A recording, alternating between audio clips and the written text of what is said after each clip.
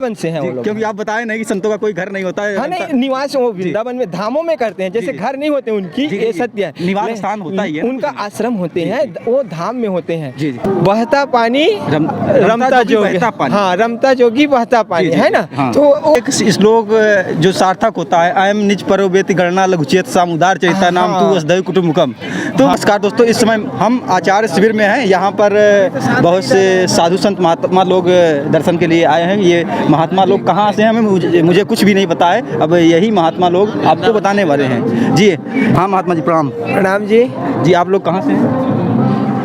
संतों का कोई निश्चित स्थान नहीं होता है ना, एक परमानेंट होगा स्थल। ऐसे कोई परमानेंट नहीं है। संत होते हैं उसी को संत कहा जाता है जिसका कोई स्थान ना हो, जिसका कोई स्थान ना हो। लेकिन हम इस शरीर की निर्वाह के लिए कहीं पर रहते जरूर हैं। जैसे एक देसी भाषा में कहावत है कि बहता पानी रमता जोगी, हाँ रमता जोगी बहता पानी, है ना। तो वो एकदम सत्य है, इसका वो औचित्य नहीं। आप लोग इसी शिविर में यहाँ पे ठहरे हुए हैं? नहीं, हम तो ऐसे आए थे दर्शन के लिए, इस शिविर का। हाँ जी, जो संत महात्मा रह रहे हैं उनके दर्शन के लिए। हाँ, अपना शिविर जो है 10 नंबर प्लॉट सेक्टर 10 में लगा हुआ है। जी जी। कौन सा शिविर है महात्मा जी? हमारा शिविर है राष्ट्रीय सेवा साधना। अच्छा, राष्ट्रीय सेवा साधना से शिविर, हाँ। शिविर से आप लोग हैं यहाँ पे दर्शन के लिए आए थे। जी जी जी। तो हमें लगा कि शायद आप लोग यहीं के शिविर में निवास किए हैं। तो आप हमारे दर्शकों को जो है आध्यात्म की जो हमारी संस्कृति है, जी जी, है ना,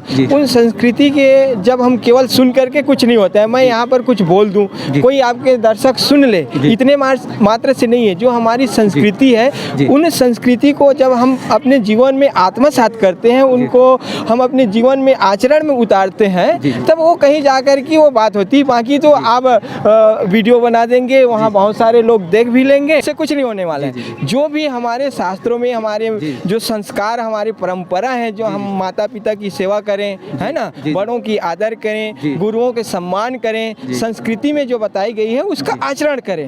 ये किसी से पूछने और जानने की बात नहीं है। भारत इस चीज के लिए पूरा विख्यात है कि वो अपने संस्कृति से पहचानी जाती है, और इसके लिए किसी से सुनने की जरूरत नहीं है। वो हम छोटे से बच्चे रहते हैं, इतनी छोटे, तब से हमें ये शिक्षा मिल जाती है, सिखाए जाते हैं, ये संस्कार मिलती है। तो ये आप सुनने से, बोलने से, पूछने से कुछ नहीं होने वाले हैं। जो हमारे माता पिता से संस्कार मिलती हैं, उनकी आचरण करो, आपकी सारी जिंदगी सुधर जाएगी। माता पिता की सेवा करो, उसी से भगवान की प्राप्ति हो जाएगी। जी हाँ जी। आपके ही मतलब कि ग्रुप कह सकते हैं, जो आपका जत्था था, जो आपके साथ में और महात्मा जी लोग हैं। अभी शायद वृंदावन से आपका नाम सुना कि हाँ वृंदावन से, क्या सत्य है? हाँ, वृंदावन से हैं वो लोग। क्योंकि आप बताए नहीं कि संतों का कोई घर नहीं होता है। हाँ नहीं, निवास वो वृंदावन में धामों में करते हैं, जैसे घर नहीं होते उनकी, ये सत्य है। निवास स्थान होता ही है, उनका आश्रम होते हैं, वो धाम में होते हैं। वो बस्ती नहीं होती उनकी। बिल्कुल बिल्कुल, बस्ती तो नहीं होती है, लेकिन बस्ती को भी वही है कि आश्रम होते हैं उनकी। कुछ दिनों की रहने के लिए शास्त्रों में बताया गया है कि संतों को, सन्यासियों को जो है एक स्थान में जो है ना अधिक दिन नहीं रहना चाहिए, है ना। लेकिन हमारी परंपरा, व्यवस्था और आज की परिस्थिति के अनुसार व्यवस्थाएं बदलती रहती है। तो इसके लिए आज कहीं कहीं पर लोग एक स्थान पर रहना प्रारंभ कर देते हैं। इसमें कोई वो नहीं है, हर्ज नहीं है, कोई जीवन निर्वाह के लिए कह सकते हैं। हाँ हाँ हाँ। बाकी जो है वैसे अगर हमेशा टहलते रहें या हमेशा भ्रमण करते रहें, आपके हमारे शब्दों में टहलना, आपके शब्दों में भ्रमण करना। जी जी। तो जब आप लोग भ्रमण करते रहते हैं, देश दुनिया में लोगों को ज्ञान से लाभान्वित करते रहते हैं, जगह जगह पे टिकते हैं, तो उससे ज्ञान की कहते हैं कि एक हिसाब से क्या मतलब कि प्रसार होता है। जी जी जी। तो वो एक बात होता है ये भी, और समाज के लिए भी हमारे लिए होता है कि उसमें हमारे अनुभूति होती है कि हम ही नहीं, केवल ये सारा विश्व हमारा परिवार है। कोई अपना एक पर्सनल परिवार नहीं होता है, है ना, कोई अपना एकल परिवार नहीं होता है। तो जब हम भ्रमण करते हैं तो इससे हमें महसूस होती है कि ये पूरा विश्व हमारा परिवार है। और साथ साथ में जो जनता है, जो समाज है उनको भी ये शिक्षा मिलती है कि हम ऐसे जीवन अभाव कहें या तो फिर ऐसे कम जो सुविधाजनक चीज़ है उसमें भी हम अपना जीवन निर्वाह कर सकते हैं। तो ये दोनों के लिए बहुत ही अनिवार्य है, संतों के लिए भी और समाज के लिए भी। जो संतों के लिए एक श्लोक जो सार्थक होता है, अयम निज परोवेति गणना लघुचेत सामुदार चैता नाम तू वसुधैव कुटुम्बकम, तो मतलब ये ज़्यादातर संतों के ऊपर संतों के लिए नहीं, ये जो हमारी संस्कृति में बताया, जो भारत में जो निवास करने वाली जो भारत की संस्कृति है ना, वो यही अध्यात्म संस्कृति है। और जो अध्यात्म में प्रवेश कर लेते हैं, अध्यात्म को जान लेते हैं, उसके लिए फिर कोई अलग से भूखंड हो या कोई क्षेत्र हो, वो क्षेत्र धर्म की परिभाषा से उनकी कोई पहचान नहीं होती है। जो अध्यात्म में प्रवेश करते हैं उनके लिए वही है, पूरा विश्व ही उनका परिवार है। तो और जो आप एक चीज़ है, हम लोग तो मान लीजिए हमेशा जब सोशल मीडिया पे काम करते हैं, सोशल मीडिया को भी देखते रहते हैं, तो मतलब कि वृंदावन की बहुत सी खासियाँ हैं। वृंदावन में मैं कभी कभी देखता हूँ कि मतलब कि धूल के जो है गुलाल खेले जाते हैं, मतलब कि वैसे जो लोग वहाँ दर्शन के लिए जाते हैं, बाकी वहाँ पे धूल से जो है होली मनाई जाती है, एक तरीके से देखा जाता है। उसकी धरती के बारे में क्या कहेंगे आप लोग, क्योंकि वहीं के एकदम मूल जो है तपस्वी हैं।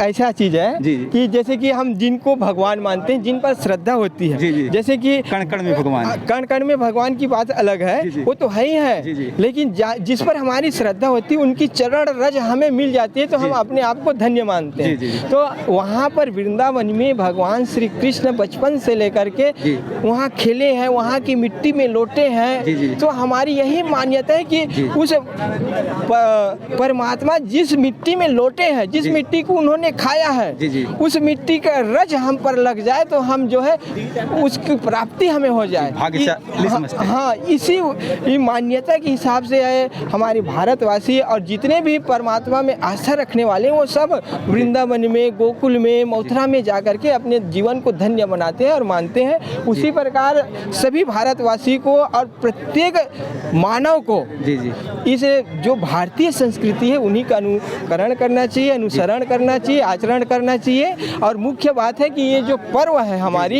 ये पर्व हमारे जीवन को एक नई उत्साह, उमंग देने के लिए होती है। तो सबसे निवेदन यही है कि जो हमारी परंपरा और पर्व है, त्यौहार है, उसमें खूब बढ़ चढ़ करके भाग लें। धन्यवाद। अब महाराज जी एक चीज़ बताइए कि जब आप संन्यास आश्रम में नहीं थे, इसके पहले आपका घर कहाँ रहा होगा, स्थान कहाँ रहा होगा, निवास स्थान?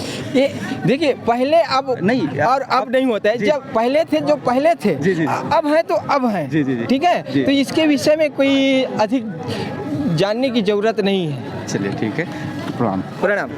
दोस्तों देख सकते हैं हमारे साथ वृंदावन के महान संत जी जुड़े हुए थे।